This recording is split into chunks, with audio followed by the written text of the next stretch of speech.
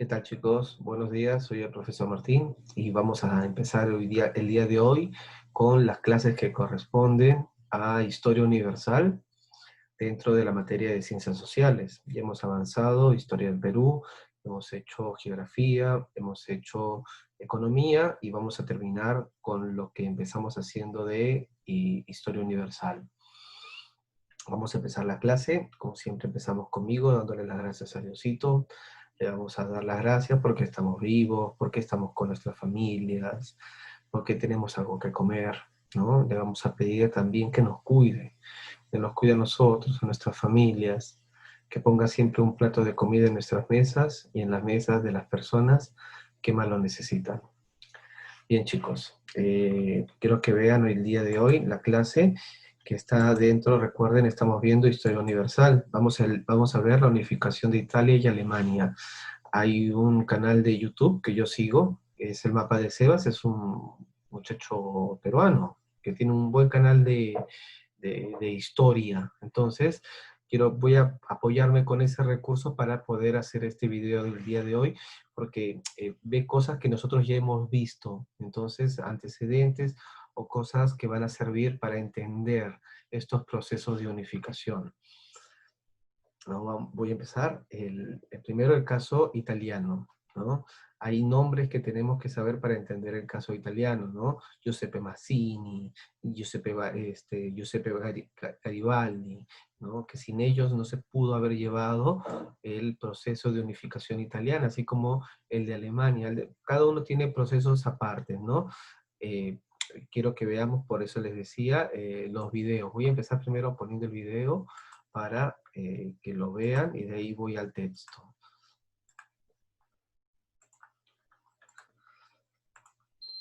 Italia es uno de los países más influyentes a través de la historia, aunque a decir verdad, la idea de Italia en sí fue creada según el brote de un nacionalismo basado en el resurgimiento del que antaño fue el gran imperio romano.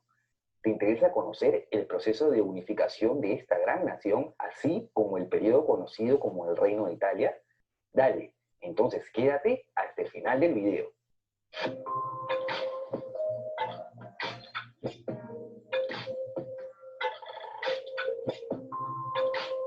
Para ponernos en contexto, remontémonos al fin de las guerras napoleónicas.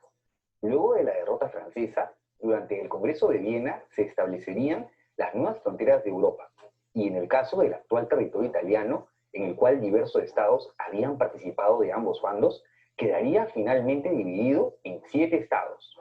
El reino de Piamonte y Cerdeña, de la Casa Italiana de Saboya, el reino lombardo-véneto, que pasó a ser parte del territorio del Imperio Austriaco, los ducados de Parma, Módena y Toscana, bajo influencia austriaca con gobernantes de la Casa de Habsburgo, los estados pontificios, bajo el gobierno del Papa de la Iglesia de la Roma, y el reino de las 2 Sicilias, bajo la Casa de Borbón.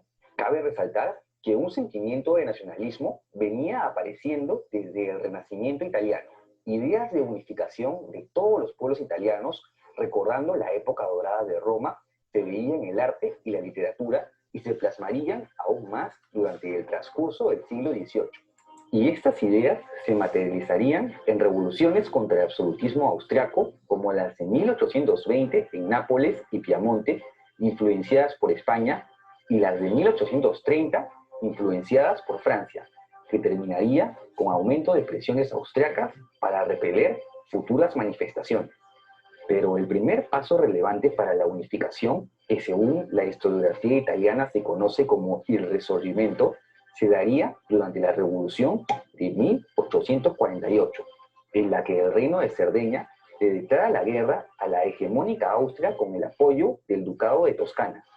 Aquí destaca la participación del revolucionario Giuseppe Mazzini, quien incluso llegaría a fundar una efímera y no reconocida República Romana desde los estados pontificios, aunque como dije, efímera, y en general la revuelta sería aplastada.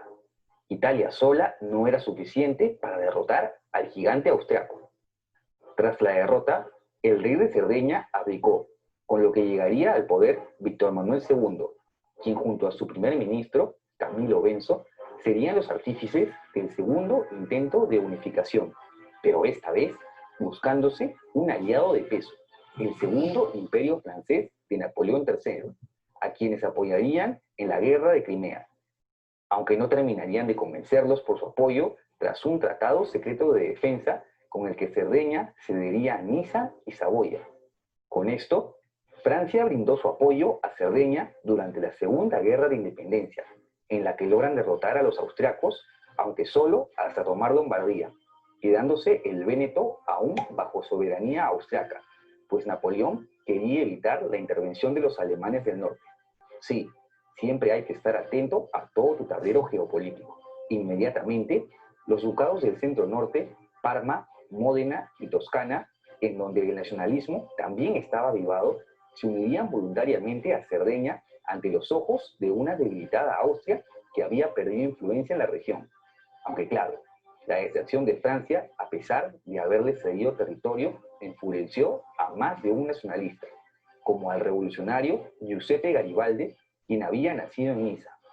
Garibaldi sería el artífice de la fase final del Risorgimento, al organizar la expedición de los 1000, en la que con un gran contingente de camisas rojas desembarca en la inestable Sicilia y en menos de un año logra conquistar todo el reino de las dos Sicilias, anexionándola al reino de Cerdeña, con lo que toda la península italiana, salvo el Véneto y la Roma del Papa, estarían unificados. Víctor Manuel se reuniría en febrero de 1861 en Turín con los representantes de los estados anexados, asumiendo el título del rey de Italia. El país de los Azzurri había nacido. Y en vista que las alianzas le sientan bien a Italia, pues busquemos al otro país que también está en proceso de unificación y que tenga a Austria como detractor: Prusia. Listo. Apoyo en la guerra austro-prusiana, en la que Austria es atacada por dos frentes.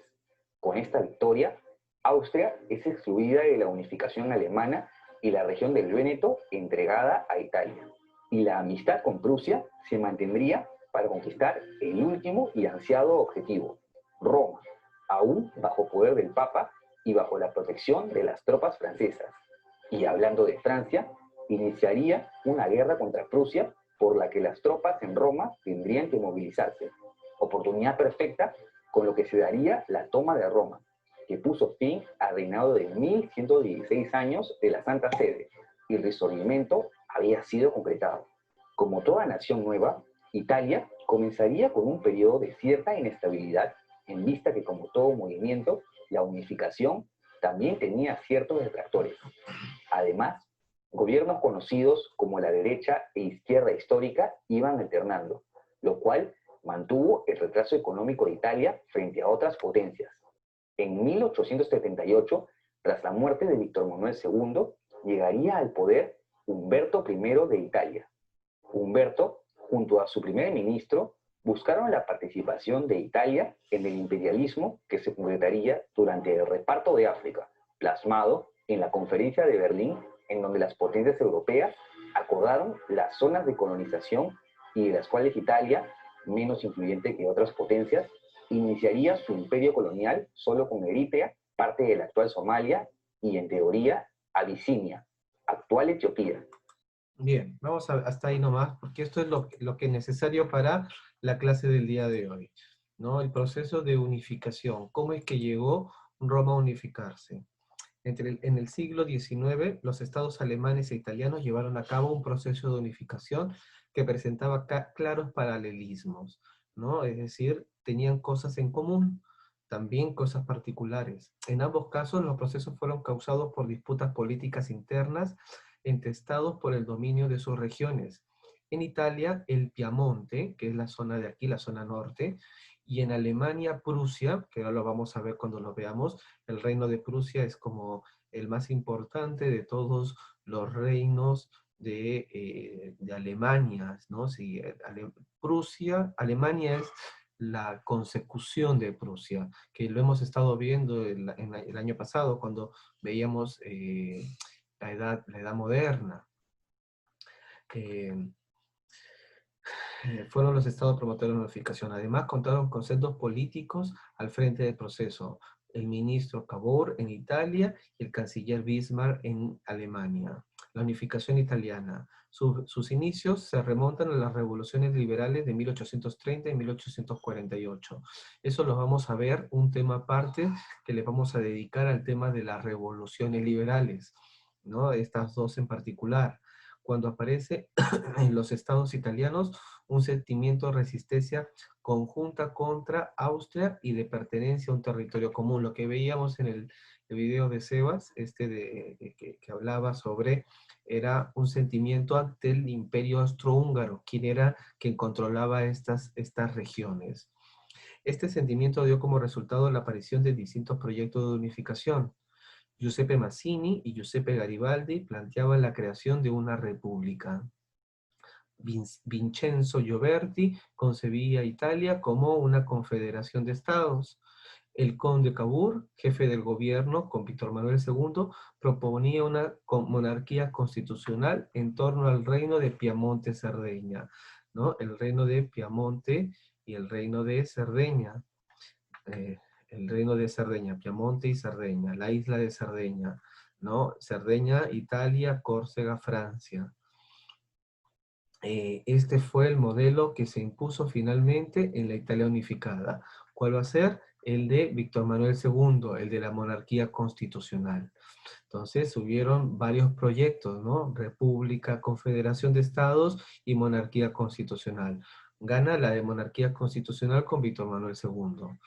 Etapas de la unificación. La unificación de Italia tuvo que enfrentarse a la oposición del Imperio Austrohúngaro, porque justamente regentaba varias de las zonas en disputa, que controlaba los estados del norte, a la del Papa, que poseía la Italia central, los estados pontificios y Roma, y a los Borbones en el trono del reino de Nápoles. Por ello se produjo sucesivas etapas, ¿no? Los Borbones, Francia, sí, los Borbones, Francia, tenía las dos Sicilias. ¿Cuáles son las dos Sicilias? La isla de Sicilia y Nápoles.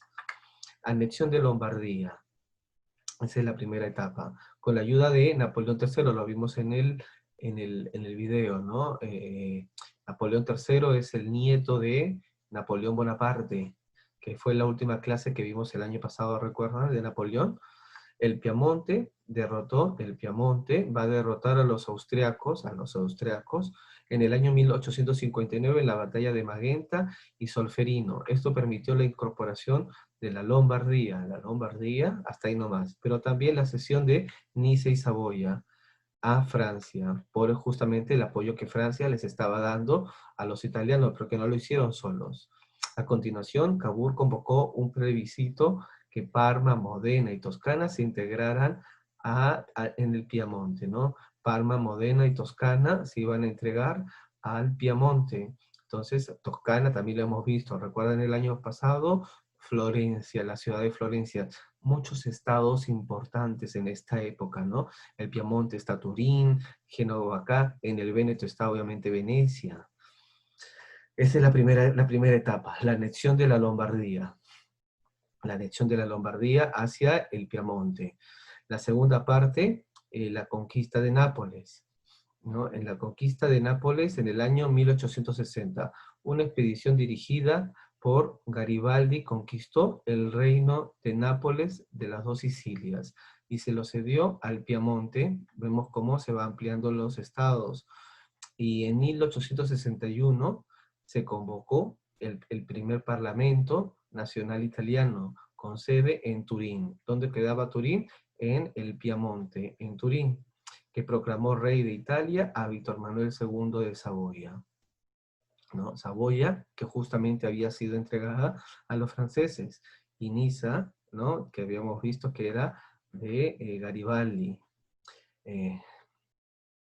La incorporación del Véneto, la región del Véneto de Venecia, ¿no? La región del Véneto, la del Véneto, se integró en Italia tras la derrota austriaca en la guerra contra Prusia en 1866. Entonces, en 1866 van ingresando, y la ocupación de Roma, la integración de los estados pontificios se vio dificultada por la protección de Napoleón III al Papa, pero tras la derrota francesa a manos de Prusia, 1870 y 1871, las tropas italianas se hicieron con el dominio de la región y proclamaron a Roma como capital de Italia.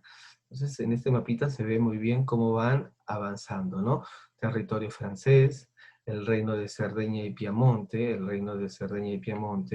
los anexos de 1859, la Lombardía, anexo de 1860, ¿no? Toda la parte de aquí, territorios arrebatados por Francia en 1860, Saboya y Niza, la anexión de 1866, la del Véneto, y la anexión de 1870, la de Roma.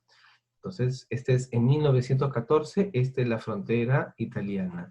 Recuerden, estamos dentro de lo que se va a llamar el nacionalismo. Para entender la unificación italiana y la unificación alemana, tenemos que entender el proceso del nacionalismo.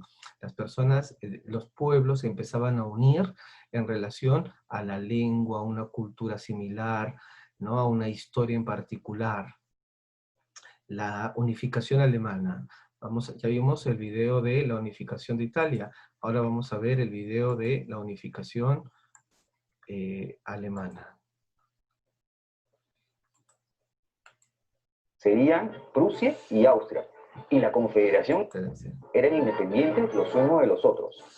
Los dos estados más poderosos serían Prusia y Austria, y la Confederación en sí permanecería bajo mandato de la casa de este último, con Francisco José I como emperador. A pesar que ambos estados, Austria y Prusia, habían llegado a una alianza unificada durante la guerra germano-danesa en 1864, las tensiones no hicieron esperar y en 1866 estallaría la guerra austro-prusiana, en donde ambas potencias arman una coalición de estados alemanes que resulta en la victoria de los prusianos. Esto daría fin a la Confederación Germánica y a la creación de la Confederación Alemana del Norte, que sería la unificación de los 22 estados vencedores con Guillermo I como presidente y Otto von Bismarck como canciller. Además, Prusia confirmaría ser el eje sobre el que se daría la unificación alemana, de la cual Austria sería excluida. Pero el paso final de esta unificación se daría durante la guerra franco-prusiana entre 1870 y 1871, en la que luego de varias tensiones con el Segundo Imperio francés, se desata la guerra en donde Prusia fue apoyado por los reinos de Baden, Baviera y Württemberg. Durante esta guerra, en donde los aliados prusianos se llevan la victoria, resultaría en la creación del Imperio Alemán, con el rey de Prusia como Kaiser o emperador alemán, a lo que los reinos que pelearon del bando alemán se unirían a Alemania. La proclamación del imperio fue hecha en el Palacio de Versalles, luego de lograr la rendición de Napoleón III en Sedan. Este hecho, que representó la caída del Segundo Imperio francés, al que se le suma la anexión de Alsacia y Lorena, es considerado como una gran humillación para los franceses, quienes poco a poco iban perdiendo su estatus de potencia mundial. La gestión del canciller Bismarck, a quien muchos consideran que tenía más influencia en la política alemana que el mismo emperador, es tema de debate. Por un lado, fue el unificador de Alemania, y desde la fundación del imperio se dio el milagro económico alemán, en donde el país consiguió una rápida industrialización que convirtió a Alemania en una potencia europea. Además, le dio a los alemanes cierta democracia, ya que desde 1871 todos los hombres alemanes mayores de 25 años podían votar por los integrantes del Reichstag o Parlamento alemán. Sin embargo, esto no fue suficiente, ya que por otro lado reprimió a ciertas minorías al recientemente creado Partido Socialdemócrata de los Trabajadores, así como al catolicismo, lo que comenzaba a generar ciertas inestabilidades internas. Hacia la década de 1880, el Imperio Alemán comenzaría su expansión fuera del territorio europeo, lo cual era parte del plan de Bismarck para darle a Alemania el estatus de potencia mundial.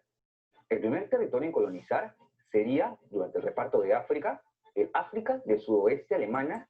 Bien, esto es lo importante, ¿no? La parte que vimos es la parte importante del proceso de unificación alemana. Los nombres y las distintas guerras que hubieron para poder realizarse. A mediados del siglo XIX, Alemania estaba compuesta por 39 estados, aglutinados en la Confederación Germánica. Los más importantes eran Austria y Prusia, que rivalizaban por su control, ¿no? Austria el Imperio Austrohúngaro y el Reino de Prusia. La conciencia nacional alemana estuvo basada en la lengua y cultura comunes, lo que les decía. Tenemos que entender esto. Para entender las unificaciones de estos estados tenemos que entender el proceso histórico que se estaba gestando en este preciso momento de la historia. ¿Cuál es el proceso histórico? El nacionalismo. Además, los intereses de la burguesía dieron lugar a la creación en 1834 de la Unión Aduanera o Zollverein en torno a Prusia. Tras el fracaso del Parlamento de Frankfurt, la unificación nacional se orientó desde dos opciones: una gran Alemania liderada por Austria y una pequeña Alemania encabezada por Austria, y que incluía a los austriacos. Prusia terminó dirigiendo el proceso gracias al liderazgo del canciller Otto von Bismarck y del rey prusiano Guillermo I. Son los grandes personajes que van a permitir la unificación del reino alemán, ¿no? Nada que ver este mapa con el mapa actual de Alemania, chicos, ¿eh? Cambió la guerra, las dos guerras mundiales cambiaron todo.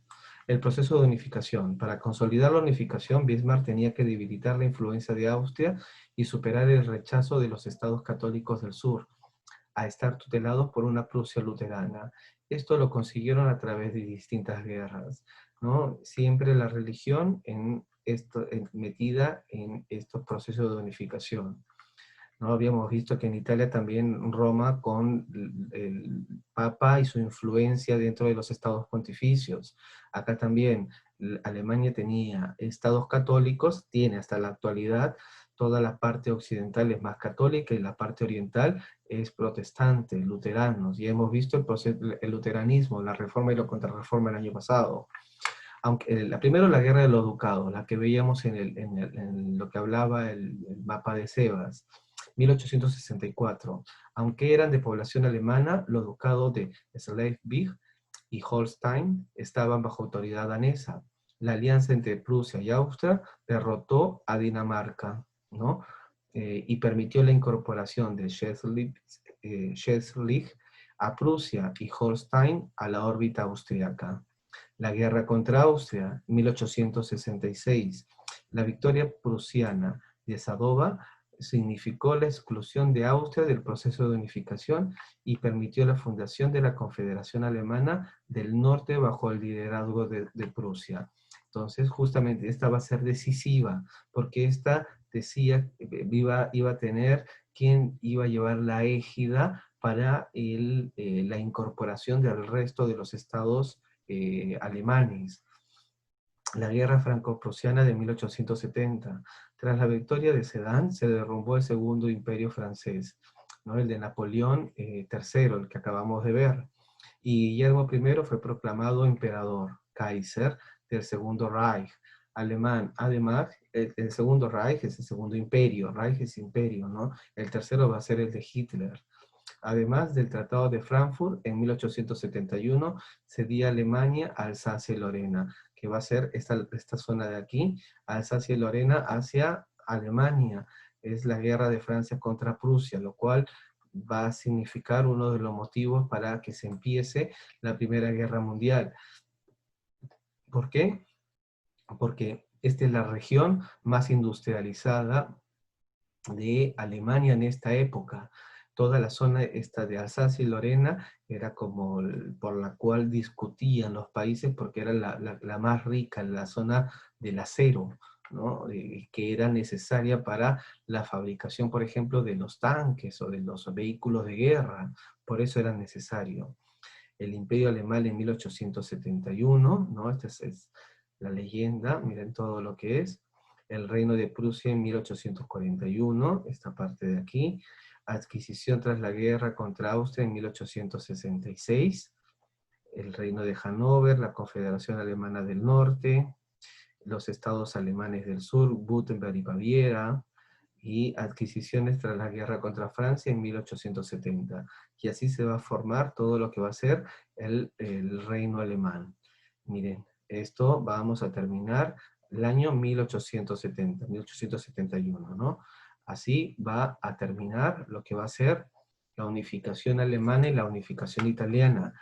vuelvo a repetir, estos están inmersos de lo que se va a llamar el nacionalismo. Ahora, ¿cuál es la tarea? Son 3 cosas que tienen que hacer. Por favor, chicos, después me preguntan, siempre vean el video, al menos, para que sepan lo que tienen que hacer. Tienen que hacer material de estudio, tienen que hacer la ficha y tienen que hacer el quizzes, ¿no? Estos cuestionarios que estoy dejando, que es sobre justamente lo que estamos viendo en el tema. Solamente son 2 hojitas, no es muy complicado.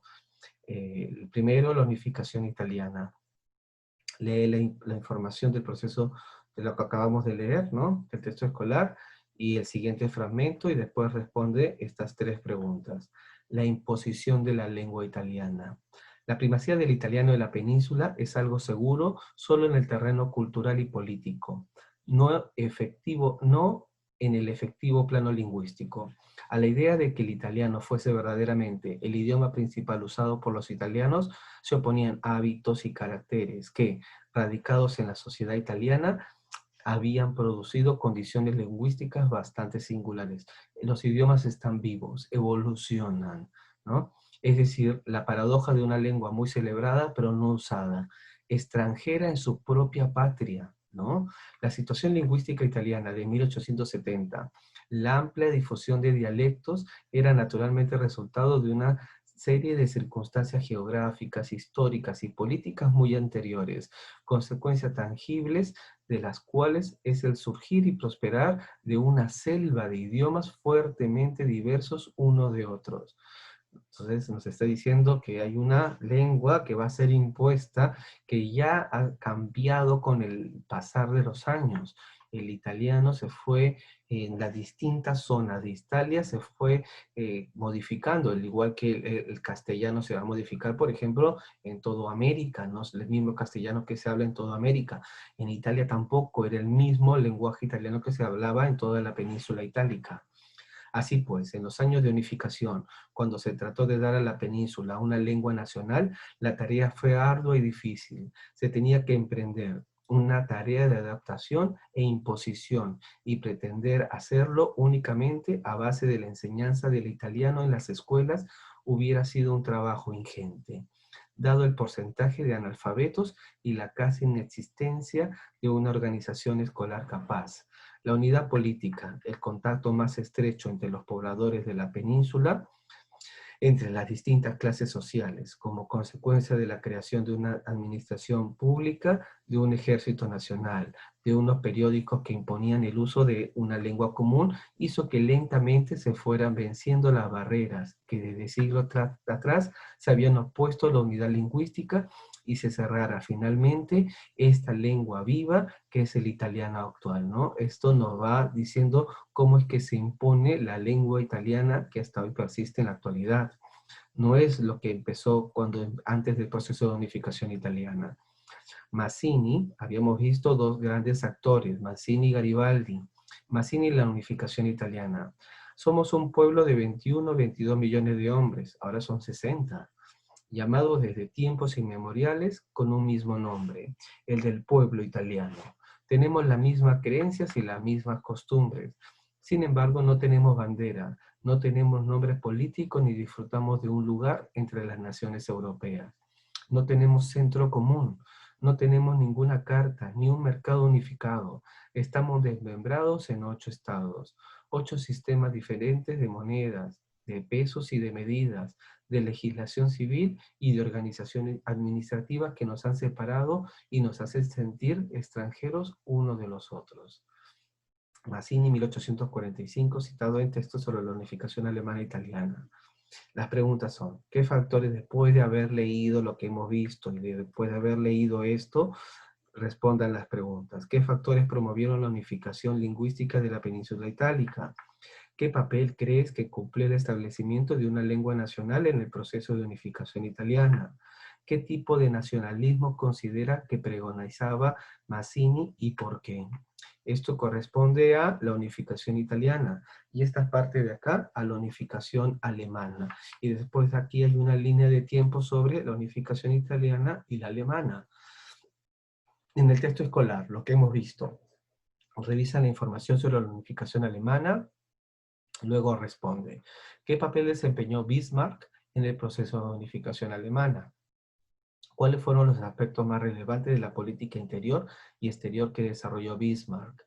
Busca más información sobre la vida de Otto von Bismarck y Napoleón III y luego escribe una biografía de uno de estos personajes utilizando un PowerPoint y realiza una exposición en clase. No es necesario la exposición porque no estamos en el colegio, ¿no? Pero sí, pásenme alguna biografía de Bismarck, ¿no? De Bismarck y la biografía de Bismarck dentro de la tarea de esta de aquí, la biografía de Bismarck, y cítenme la fuente, de dónde están sacando la información. Existe un mundo fuera de Wikipedia, chicos, ¿ah? Fíjense.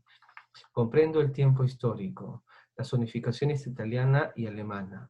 En el texto escolar, lee la información, bueno, esto ya lo vimos, y luego elabora un friso cronológico comparativo de los dos procesos de unificación, ¿no?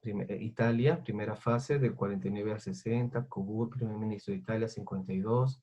Hay varios datos acá, y también lo que hemos visto del video de Sebas, en los dos casos, el de Italia y el de Alemania, al menos entre estos dos, entre este tiempo, ¿no? Desde el 40, ¿no? Hasta el 72. Esa es toda la tarea, chicos. ¿Está bien? Bueno, eso es todo. Espero que estén bien. Y el desarrollo del quizzing, no se vayan a olvidar. Vamos a ver, quiero seguirle el control a eso. Espero que estén bien. Les mando un saludo afectuoso. Tengan un buen día. Nos vemos. Chau.